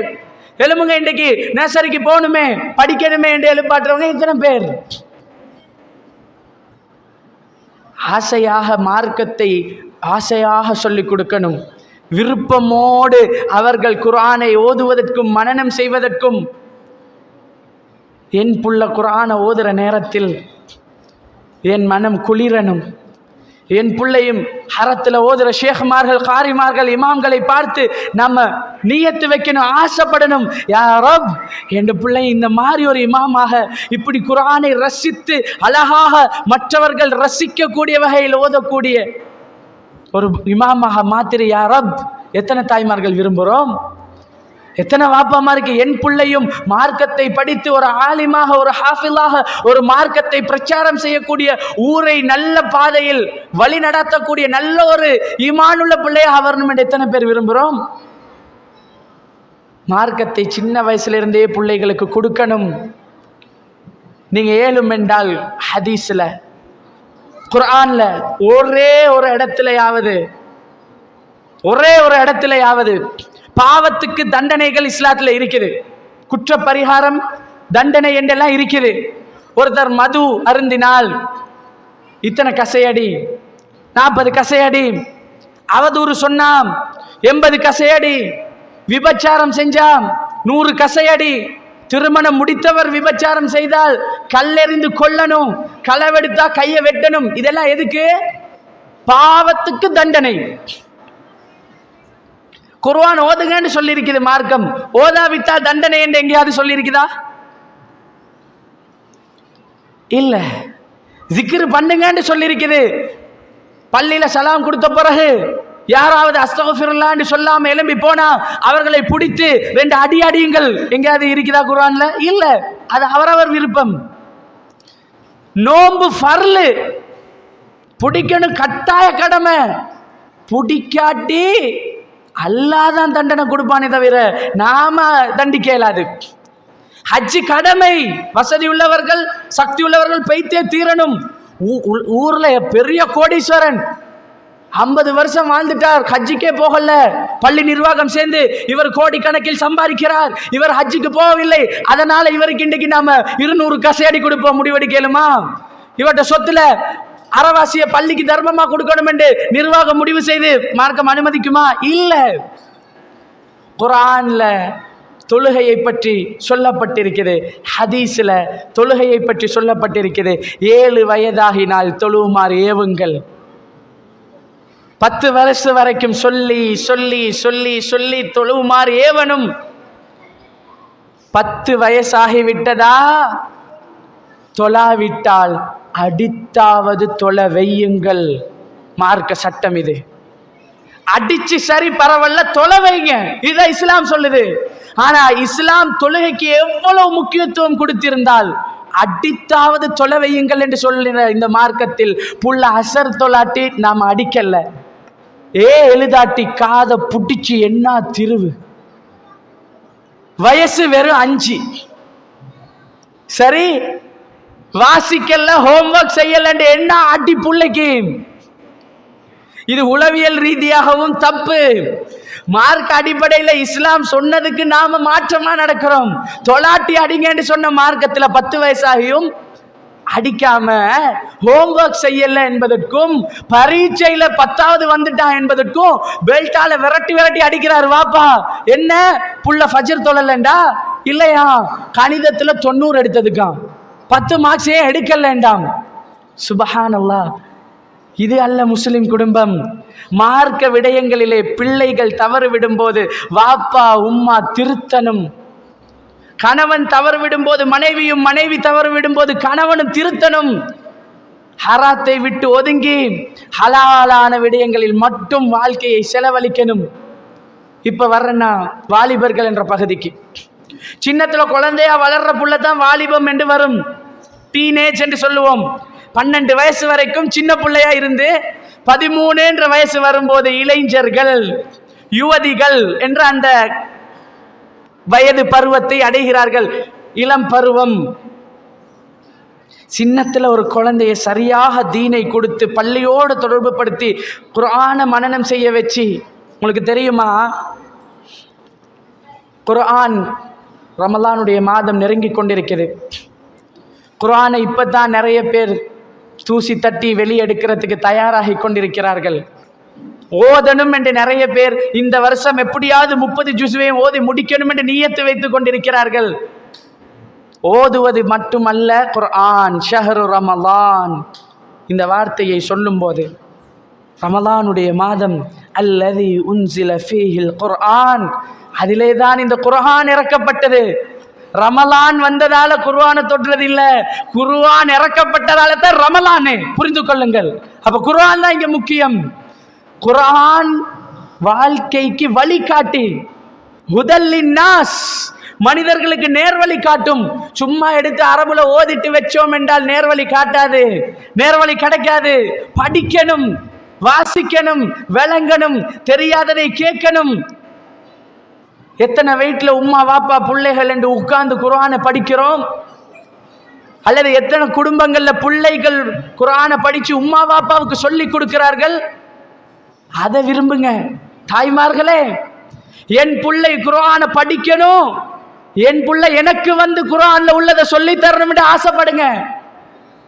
ஒரு குழந்தை சின்னத்துல உள்ள நர்சரியில உள்ள ஒரு பயம், தரம் ஒன்றில் ஒரு ஏதாவது ஒரு பாடல், ஒரு திருக்குறள், ஏதாவது ஒரு செய்யுள், ஏதாவது ஒரு நர்சரி ரைம், இதை பாடமாக்கிட்டு வந்து என்னிடத்திலே சொல்லி காட்டும் போது எனக்கா இருக்கலாம், உங்களுக்கா இருக்கலாம், சந்தோஷம். என்ன புள்ள சொல்லுது, மகன் சொல்றான், மகள் சொல்றா, சந்தோஷம். அதை விட 100 மடங்கு சந்தோஷம் வரணும் என் பிள்ளை குர்ஆனை மனனம் செய்யும் போது, என் பிள்ளை ஹதீஸை படிக்கும் போது. அதை படிச்சு எங்களுக்கு நீங்க ஆசைப்படணும். ஹதீஸை படிச்சு, மார்க்கத்தை படிச்சு, உம்மா நீங்க ஆடை அணிகிற முறை பிழை உம்மா, குர்ஆன்ல அல்லாஹ் அப்படி சொல்லல உம்மா, நீங்க இன்னும் கொஞ்சம் ஒழுக்கமா ஆடை அணியணும் என்று என் பிள்ளை சொன்னால் உலகத்தில் அதுதான் எனக்கு சந்தோஷமா இருக்கணும். சரி, என் பிள்ளை சினிமா பாட்டு படிச்சு காட்டி அதை வீடியோ எடுத்து குடும்பத்தில் வாட்ஸ்அப் குரூப்ல போட்டு சந்தோஷப்படுறது அல்ல முஸ்லிம் குடும்பத்துக்கு அழகு. ஹராத்தை விட்டு எவ்வளவுக்கு ஒதுங்குறோமோ, சினிமாவை விட்டு எவ்வளவுக்கு தூரமாகிறோமோ அந்த அளவுக்கு குடும்பத்தை மறுமைக்கு தயார்படுத்துகிறோம். வாலிபர்கள் சின்னத்துல மார்க்க மூட்டப்பட்ட பிள்ளைகள், குர்ஆனும் ஹதீஸும் சரியாக சொல்லிக் கொடுக்கப்பட்ட பிள்ளைகள், ஒழுக்கம் சரியாக சொல்லிக் கொடுக்கப்பட்ட பிள்ளைகள் வாலிப பருவத்தை அடையும் போது பெற்றோர்களுக்கு ஓரளவு நிம்மதியா இருக்கலாம், நிம்மதியா இருக்கலாம். நீங்க காலையில எழும்பினால் சூரா அதாவது துவாவை ஓதிட்டு முதலாவது முடிச்சு அவிழுமே. அல்லாஹ்வுடைய தூதர் சொல்றாங்க, ரெண்டாவது யார் வுளு எடுக்கிறாரோ, வுளு எடுத்தால் அவருக்கு ரெண்டாவது முடிச்சு அவிழ்க்கப்படும். யார் அல்லாஹ்வை தொழுகிறாரோ, சுபஹுடைய தொழுகையை நிறைவேற்றாரோ, அவருக்கு என்ன மூணாவது முடிச்சு அவிழ்க்கப்படும். இந்த 3 முடிச்சும் இன்றைக்கு அவிழ்க்கப்பட்டால் மட்டும்தான் அந்த நாள் அந்த மனிதன் சுறுசுறுப்பாக இருப்பார், நிம்மதியாக இருப்பார், சந்தோஷமாக இருப்பார். இந்த 3ல ஒன்று சரி அவிழ்க்கப்படவில்லை என்று வைங்க, எழும்பி துவா ஓதிட்டீங்க, ஆனா உழுவெடுக்கல, சுபஹ் தொழல, ஒரு முடிச்சு தான் அவிழ்ந்திருக்குது, 2 முடிச்சு அவிழல. துவா ஓதிட்டீங்க, உழுவு எடுத்துட்டீங்க, ஆனா தொழல, 2 முடிச்சு அவிழ்ந்து, ஒரு முடிச்சு அவிழல. உழுவு எடுத்து சுபஹ் தொழுது இருக்கிறார், ஆனா துவா ஓதவில்லை, 2 முடிச்சு அவிழ்ந்து, ஒரு முடிச்சு அவிழவில்லை. அவருக்கு அன்றைய நாள் சோம்பல் நிறைந்ததாக இருக்கும். அல்லாஹ்வுடைய தூதர் சொல்றாங்க, அந்த நாள் அவருக்கு சோம்பல் நிறைந்ததாக இருக்கும். 3 முடிச்சும் அவிழ்ந்து விட்டால் நிம்மதியான நாளாக, சுறுசுறுப்பான நாளாக, சந்தோஷமான நாளாக இருக்கும். முடிச்சு அவிழலையா, சோம்பலாகவும் துக்கமாகவும் கவலையாகவும் இருக்கும். அப்ப நாம நம்முடைய சின்ன வயசுல இருந்து வளர்க்கக்கூடிய பிள்ளைகளுக்கு காலையில் எழும்பினா இந்த துவாக்களை, இந்த 3 முடிச்சும் அவிழனும் என்பதற்காக உழுவெடுத்து தொழுகையை நிலைநாட்டக்கூடிய பிள்ளைகளாக சின்னத்திலிருந்து உருவாக்கிட்டோம் என்றா, அவர்கள் வாலிப பருவத்தை அடைந்தாலும் அந்த பிள்ளைகளை பற்றி நாம் மிச்சம் கவலைப்பட தேவையில்லை. சின்னத்திலிருந்து ஒழுக்கமாக தான் வளர்த்திருக்கிறோம். 10 வயசுலேருந்து தொலை வச்சிட்டோம், 11 வயசுலேருந்து அழகா தலையை மறைச்சி உடம்ப மறைச்சி பெண் பிள்ளையை வளர்த்துட்டோம். 10 வயசு பிந்திட்டா பொம்பளை பிள்ளைகளோட கொஞ்சம் தூரமாக்கி மஹரம் அஜ்னபி சட்டங்களை எல்லாம் பேண வச்சு ஆம்பளை பிள்ளைய வளர்த்துட்டோம், ஈமான சொல்லி கொடுத்துட்டோம், குர்ஆனுடைய முக்கியத்துவத்தை சொல்லி கொடுத்துட்டோம். இந்த பிள்ளைகள் வாலிப பருவத்தை அடையும் போது அல்லாஹ்வுக்கு பயந்த பிள்ளைகளாக, மார்க்கத்தை சரியாக பின்பற்றக்கூடிய பிள்ளைகளாக உருவாகும். மாறி வெறும் உலக விஷயங்களுக்காக மட்டும் சின்ன வயசுல இருந்து முக்கியத்துவம் கொடுத்து பாடசாலை படிப்புலையும் உலகத்துக்கு மட்டும் நன்மை தரக்கூடிய படிப்பை மட்டும் படித்து அதற்கு மட்டும் நேரத்தை கொடுத்து விட்டு தொழுகையை பற்றி, குர்ஆனை பற்றி, குர்ஆன் ஹதீஸை பற்றி பிள்ளைகளுக்கு சரியான விளக்கம் இல்லையா? வாலிப பருவத்தை அடையும் போது வீட்டில் சினிமாக்களும் நாடகங்களும் இசையும் இதுதான் இருந்துச்சா? ஒரு உண்மையான முஸ்லிம் குடும்பமாக நம்முடைய குடும்பம் இருக்கவில்லையா? புள்ள இப்ப 11 வயசு, தாய் அப்படி அன்பு உம்மா மேல, பிள்ளைக்கு அன்பு இல்லை. போன வாரம் நான் ஜும்மா குத்துபா முடிஞ்சு ஒரு மௌலவி சந்திக்கிறார். தன்னுடைய ஊரை பற்றி அவர் ரொம்ப கவலையாக பேசினார். அவர் சொல்றாரு, எங்க ஊர்ல 4ஆம் ஆண்டு புள்ள, 9 வயசு புள்ள, 9 வயசு புள்ள ஸ்மார்ட் போன் எடுத்து, மொபைல் போனை எடுத்து, எங்கட பிள்ளைகளா கார்ட்டூன் பார்ப்பாங்க, அது ஒரு காலம். கேம் விளையாடுவாங்க, அது ஒரு காலம். இன்றைக்கு 9 வயசு ஆம்பளை பிள்ளைக்கு காதலாம். சிரிப்பு வருதா? உங்க வீட்டில் இது நடந்தா நீங்க சிரிப்பீங்களா? சிரிக்க வேணான்னு சொல்லல, சிரிக்கிற விஷயம்தான். ஆனால் சமூகத்தில் இன்றைக்கு நடந்துட்டு இருக்குது. அந்த உம்மாக்கு எப்படி இருக்கும்? என் 9 வயசு ஆம்பளை புள்ள தாய் உயிரோட இருக்க, பெத்து வளர்த்து பாலூட்டி ஆளாக்கிய தாயை நேசிக்கிறத விட்டுட்டு யாரோ ஒரு பொம்பளை பிள்ளைகிட்ட சாப்பிட்டீங்களான்னு கேட்கும்போது உம்மாவை பார்த்து, உம்மா நீங்க திண்டீங்களா, சாப்பிட்டீங்களா, மருந்து குடிச்சிங்களான்னு ஒரு கேட்க ஒரு நாள் மனசு வராத புள்ள. 10 வயசு கூட ஆகல, 5ஆம் தரம் புலமை பரிசு கூட எழுதல, காதல் உருவாகிட்டா. பின்னணி எங்க? யாரு வழி காட்டினா? சினிமா. சினிமா. இந்த சினிமால இருந்து பிள்ளைகளை தூரமாக்கி ஒதுக்கி குர்ஆனோட, குர்ஆன் மதரசாக்களோட, அல்லாஹ்வுடைய மாளிகையோட தொடர்பு படுத்தி எடுத்துட்டோம் என்றால், இளம் வயது வரும்போது பிள்ளைகளுக்கு வர மிகப்பெரிய பிரச்சனையே காதல் பிரச்சனைகள். தாய் தந்தை சொல்றதை கேட்க மாட்டாங்க, சொந்த விருப்பத்துக்கு ஆம்பளை புள்ளண்டா ஒரு பெண் மீது காதல், பொம்பளை பிள்ளைக்கு ஆம்பளை புள்ள மீது ஆசை. அவர்கள் தொலைபேசியில பேசுறதுக்கும் பாடசாலைக்கு போனால் அவங்க படிக்கிறதை மறந்துட்டு அவர்களுக்குள்ள பேசிக்கொள்றதுக்கும் இப்படி நேரம் செலவழிக்கிறார்கள். அல்லாஹ் பாதுகாக்கணும். இளம் வயது என்பது இஸ்லாம் முக்கியத்துவப்படுத்திய வயசு. அபூ ஹுரைரா ரலியல்லாஹு அன்ஹு அவர்கள் அறிவிக்கக்கூடிய செய்தி, இமாம் புகாரி அவர்கள் 660வது செய்தியாக பதிவிடுகிறார்கள். அல்லாஹ்வுடைய தூதர் சொன்னார்கள், அன்பு சகோதரர்களே, தந்தைமார்களே, தாய்மார்களே, அவதானமாக இந்த செய்தியை மனசுல எடுங்க. நான் 9 மாதம் சுமந்த புள்ள தாய்மார்கள், என் வயிற்றிலே சுமந்த பிள்ளை, உலகத்திலே உள்ள அதி உச்சக்கட்ட வலி, பிரசவ வலி, அதை தாங்கிக் கொண்டு பெற்றெடுத்த பிள்ளை, பாலூட்டிய பிள்ளை, காலம் முழுக்க பிள்ளைக்காக உழைத்த தந்தை, தன்னுடைய பிள்ளை சாலிகான பிள்ளையாக உருவாகணும் என்று விரும்புவாங்க. மறுமையிலே என் பிள்ளை நல்ல ஒரு நிலைமையில இருக்கணும் என்று விரும்பணும். எப்படி இந்த உலகத்தில் ஓஎல் படித்து பாஸ் பண்ணி, ஏலெவல் படித்து பாஸ் பண்ணி அரசாங்க உத்தியோகத்தில் பெரிய ஒரு அந்தஸ்தில் ஊரும் உலகமும் போற்றக்கூடிய அளவில் என் பிள்ளை இருக்கணும் என்று நாம் விரும்புகிறோமோ, அதை விட ஒரு படி மேலே போய்த்து என் பிள்ளை முழு குர்ஆனையும் மனனம் பண்ணி முடிக்கணும், என் பிள்ளை மார்க்கத்தை முறையாக கற்றுக்கொண்டு சாலிகான ஒரு பிள்ளையாக மறுமையிலே அந்தஸ்திலே உயர்ந்த பிள்ளையாக இருக்கணும். அல்லாஹ் மறுமை நாளிலே 7 கூட்டத்தாருக்கு சபஅத்துன் யுதில்லுஹுமுல்லாஹு ஃபீ தில்லிஹி யௌம லா தில்ல இல்லா தில்லுஹு, அல்லாஹ்வுடைய நிழலை தவிர வேறு நிழலே இல்லாத அந்த மறுமை நாளில் 7 கூட்டத்துக்கு தன்னுடைய நிழலில் இருந்து அல்லாஹ் நிழல் கொடுப்பான். யார்? முதலாவது அல்லாஹ்வுடைய தூதர் சொன்னாங்க, இமாமுன் ஆதில், நீதியான ஒரு அரசன். அரசனுக்கு சாதாரணமாக எத்தனை வயசு இருக்கணும்? சாதாரணமாக ஒரு அரசன் என்றா, ஒரு நாட்டை ஆளக்கூடிய மன்னர் என்றா, ஒரு ஜனாதிபதி என்றால் குறைந்தது ஒரு 35 வயசாவது. உலகத்தில் ஒரு 30-33 வயசுல யாராவது ஜனாதிபதி ஆகினால் சாதனை. அப்படித்தானே? பெரும்பாலும் எல்லா நாட்டு ஜனாதிபதியும் எடுத்து பாருங்க. நான் நினைக்கிறேன் இப்ப இலங்கையில் உள்ள இந்த நம்முடைய நாட்டு ஜனாதிபதி தான் இலங்கையில் தற்காலத்திலிருந்து வயசு குறைஞ்ச ஒரு ஜனாதிபதி. மற்ற எல்லாரும் 60-70க்கு மேல. அப்போ ஒரு ஜனாதிபதி, மன்னர், அரசன் என்றால் கொஞ்சம் வயசானவர் தான், ஒரு 35க்கு மேலன்னு வைங்களேன்.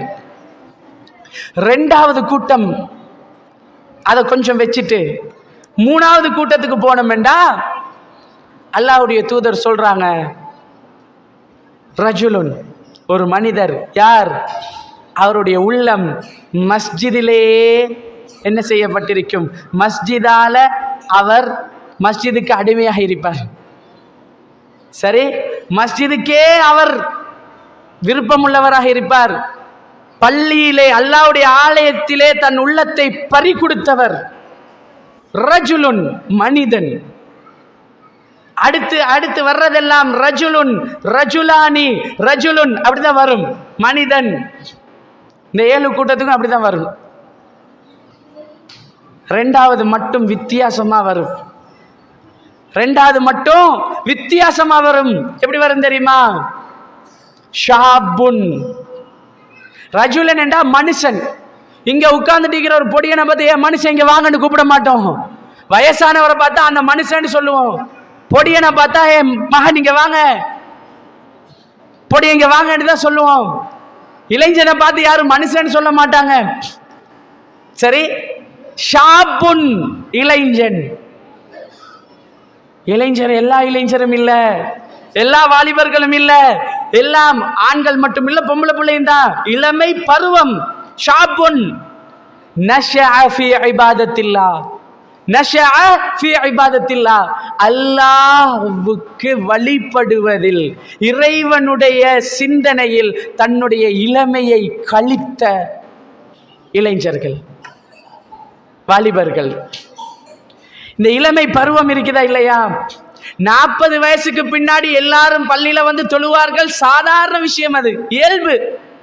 4 முடி பழுக்க ஆரம்பிச்சிட்டா தாடி நரக்க ஆரம்பிச்சுட்டா மறுமை பத்தி பயம் வந்துடும், மௌத்து பத்தி பயம் வந்துடும், தொழுகையை தவற விட மாட்டாங்க, சதகாக்கள் அதிகமாகும்.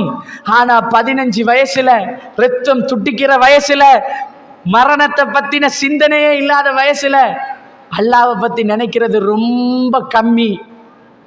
குர்ஆனை ஓதணுமே, சுன்னாவை பின்பற்றணுமே, மார்க்கமான விடயங்கள்ல ஈடுபடணுமே நினைக்கிறது ரொம்ப ரொம்ப குறைவு.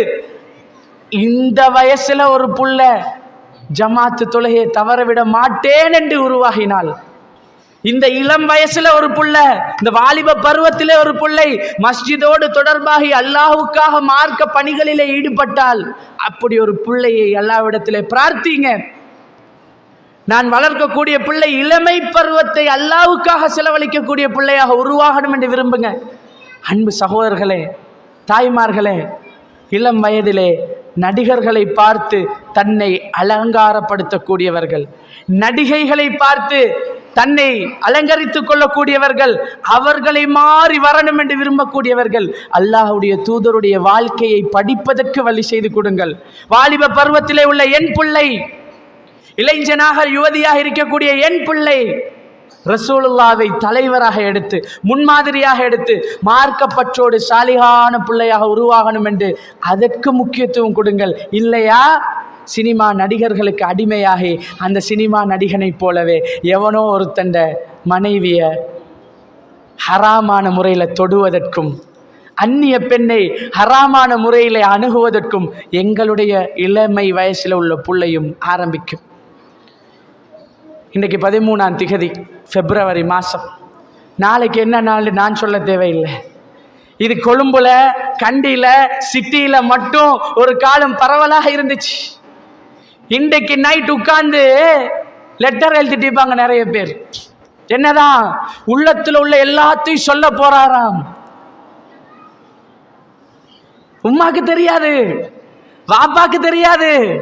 பிப்ரவரி 14 ரமலானுக்கு எப்ப புறப்பாக்குறது கேட்டா தெரியா, அது பார்ப்பாங்க அடுத்த கிழமை, அது அறிவிப்பாங்க ரேடியோல, அப்ப பார்த்துக்கொள்வோம். ஆனா பிப்ரவரி 14 எல்லாருக்கும் தெரியும். ஏன்னா காதலர் தினமாம். காதலர் தினம் தானே, உனக்கு என்னண்டா அவருக்கு அது பெருநாளை விட சந்தோஷம். ஏன்? யாருக்கு அடிமையாக இருக்கிறாங்க? நடிகர்களுக்கும் நடிகைகளுக்கும் சினிமாவுக்கும் அடிமை. அல்லாஹ்வுக்கு பயந்த புள்ள, அல்லாஹ்வுக்கு பயந்த புள்ள பிப்ரவரி 14 எனக்கு சம்பந்தம் இல்லைன்னு சொல்லணும், எனக்கு அதை பற்றி ஒன்றும் தெரியாதுன்னு சொல்லணும். அன்பு சகோதரிகளே, தாய்மார்களே, அப்ப இளைஞர்கள், யுவதிகள் அல்லாஹ்வுக்கு பயந்தவர்களாக உருவாகணும். மறுமையை பற்றி அந்த வயசிலேயே சிந்திக்கக்கூடியவர்களாக உருவாகணும். எந்த அளவுக்கு என்றால், எங்களுடைய குடும்பத்திலே நாங்கள் விரும்பணும். நான் கொழும்புல வெள்ளம்பிட்டியில் ஒரு நிகழ்ச்சிக்காக பேய்த்திருக்கிறேன். ஆசிரியர்களுக்கான, குர்ஆன் மதரசா ஆசிரியர்களுக்கான ஒரு வழிகாட்டுதல் நிகழ்ச்சி. அந்த நிகழ்ச்சியில் பேய்த்து ஆசிரியர்களுக்கு சில அறிவுரைகள், சில நுணுக்கங்கள் எல்லாம் சொல்லி கொடுத்து முடிஞ்ச பின்னாடி ஒரு ஆசிரியை வந்தாங்க. வந்து சொன்னாங்க, என் பிள்ளைக்காக துவா செஞ்சுக்கோங்க, என் பிள்ளை ஓதி முடிச்சிட்டான்டாங்க. பிள்ளைய பார்க்குறேன், சின்ன பிள்ளை, பொம்பளை பிள்ளை. நான் கேட்டேன், தாலிம் குர்ஆன் ஓதி முடிச்சிட்டா, 30ஆம் ஜூஸ் ஆரம்பிச்சிருக்குதான்னு கேட்டேன். இல்லை பாடமாக்கி முடிச்சுட்டாங்கன்றாங்க. எத்தனை ஜூஸ் வேண்டி கேட்டேன். வயசு 8, தரம் 3. போன கிழமை முழு குர்ஆனையும் 30 ஜுசுவையும் ஓதி முடிக்கல, மனனம் பண்ணி ஹிஃபுல் பண்ணி 30 ஜுசுவையும் மனனம் பண்ணிய ஒரு ஹாஃபிலாவாக அந்த புள்ள உருவாகிவிட்டது. அந்த தாய் துவா செய்யுங்க என் பிள்ளைக்காக என்றாங்க. நான் திரும்ப என்ன சொன்னேன் தெரியுமா? நீங்கள் பாக்கியம் பெற்ற தாய், நீங்கள் துவா செய்யுங்க. எனக்கு 3 பொம்பளை பிள்ளைகள் இருக்குது, சின்ன பிள்ளைகள். என் பிள்ளைகளும் உங்களோட பிள்ளைகள், உங்களோட இந்த மகள் மாதிரி ஏண்ட இந்த பெண் குழந்தைகளும் ஹாஃபிலாக்களாக உருவாகிறதுக்கு நீங்கள் பிரார்த்தனை செய்யுங்கன்னு. எவ்வளோ பெரிய பாக்கியம்! ரப்பினுடைய வேதத்தை என் புள்ள உள்ளத்துல சுமக்குதென்றால், மொத்த குர்ஆனையும் பாடமாக்கி விட்டதென்றால், அதை பார்த்துட்டு என்னால் அதுக்கு பிறகு அல்லாஹ் என் உயிரை எடுத்தால் அந்த தாய் எவ்வளோ நிம்மதியாக மரணிப்பா. இன்னைக்கு ஒரு தாய் இளம் வயதில் உள்ள ஒரு பிள்ளைய பார்த்து பார்த்து வேதனைப்பட்டுட்டு இருக்கிறார். வாப்பா சம்பாதித்து கொட்டுகிறார், ஆனா மனசுக்குள்ள வேதனை, என் புள்ளை என்றைக்கு சிகரெட்டை வாயில வச்சிருமோ, என் மகன் என்றைக்கு எவனோ வேற யார்ட்டையோ ஒரு மகளை தூக்கிட்டு பொம்பளை புள்ளைய தூக்கிட்டு என்றைக்கு ஊற விட்டு போன செய்தி என்றைக்கு வருமோ, பயந்துட்டு இருக்கிறார்கள், வேதனைப்பட்டு இருக்கிறார்கள், கவலையிலே இருக்கிறார்கள். எத்தனை தாய்க்கும் தந்தைக்கும் தைரியமாக நான் மரணிக்கும் வரைக்கும், நான் மரணித்த பின்னாடியும் என் புள்ள ஒரு நாளும் இந்த குர்ஆனையும் சுன்னாவையும் விட்டு விட்டு மார்க்கத்துக்கு முரணான ஹராமான எதிலையும் ஈடுபடாதென்று எத்தனை தாய்மார்களுக்கு தைரியமாக சொல்லலாம், எத்தனை பேருக்கு தைரியமாக சொல்லலாம். அதனால் அன்பு சகோதரர்களே, தாய்மார்களே, நான் இறுதியாக சொல்லி முடிக்கிறேன். நம்முடைய குடும்பங்களுக்குள்ள ஈமான் உறுதியாக இருக்கணும், குர்ஆன் சுன்னா உறுதியாக இருக்கணும், மார்க்கத்துக்கு முதலிடம் இருக்கணும். இதுதான் இஸ்லாமிய குடும்பம். வாலிபர்கள் அல்லாஹ்வுக்கு அஞ்சியவர்களாக இந்த ரமலான் அதற்கு மிக முக்கியமான ஒரு வழிகாட்டி, ஒரு மிகப்பெரிய பயிற்சி, மிகப்பெரிய ஒரு பாக்கியம். இந்த ரமலான்ல என் பிள்ளை மார்க்கத்தை அதிகம் படிக்கணும் என்று ரப்பிடத்திலே ஒவ்வொரு தஹஜ்ஜத்திலையும் பிரார்த்தனை செய்யுங்க. என் பிள்ளையோட இன்றைக்கு தந்தைமார்களே, தாய்மார்களே, இன்றைக்கு எப்படி உங்களுடைய இந்த சின்ன குழந்தைகளை கூட்டிட்டு, மகனை கூட்டிட்டு, மகளை கூட்டிட்டு அல்லாஹ்வுக்காக இந்த மாளிகையிலே அமர்ந்து அல்லாஹ்வுடைய மார்க்கத்தை கேட்டுக்கொண்டிருக்கிறோமோ, நான் மௌத்தாகின பின்னாடியும் என் பிள்ளை மார்க்கமான பிள்ளையாக இருக்கணும். நான் கபரிலே அடக்கப்பட்ட பின்னாடியும் என் பிள்ளை தாய்க்காக பிரார்த்தனை செய்யணும், தந்தைக்காக பிரார்த்தனை செய்யணும். மறுமையிலே நான் சொர்க்கத்துக்கு இன்ஷா அல்லாஹ். அதுதானே லட்சியம், அதுதானே தேவை, அதுதானே ஆசை.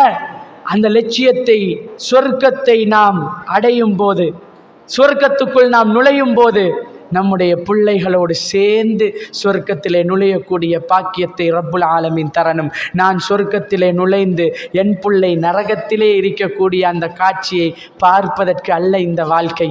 அதனால தான் அல்லாஹ் சொல்கிறான், நீங்கள் நரகத்தை விட்டு உங்களையும் உங்கள் குடும்பத்தையும் பாதுகாத்து கொள்ளுங்கள் என்று. அந்த அடிப்படையிலே இளம் வயதில் உள்ள பிள்ளைகளை மார்க்கத்தோடு இஸ்லாமிய வழிகாட்டுதலோடு வளர்த்து நாமும் நம்முடைய பிள்ளைகளோடு குடும்பத்தோடு மேலான ஜன்னத்துல் ஃபிர்தௌஸை அடையக்கூடிய பாக்கியத்தை ரப்புல் ஆலமீன் எனக்கும் உங்களுக்கும் தந்தருள் புரிய வேண்டும். இன்ன ஹாதிஹி தத்கிரா ஃபமன் ஷா அத்தஹத இலா ரப்பிஹி சபீலா வ ஆஹிர் தஅவானா அல்ஹம்துலில்லாஹி ரப்பில் ஆலமீன். அஸ்ஸலாமு அலைக்கும் வரஹ்மத்துல்லாஹி வபரகாத்துஹு. அஸ்ஸலாமு அலைக்கும் வரஹ்மத்துல்லாஹி வபரகாத்துஹு. பெண்கள் பொது செய்து கொண்டு முன்னுக்கு இருக்கிற காப்பாற்றிக் கொள்ளுங்கள்.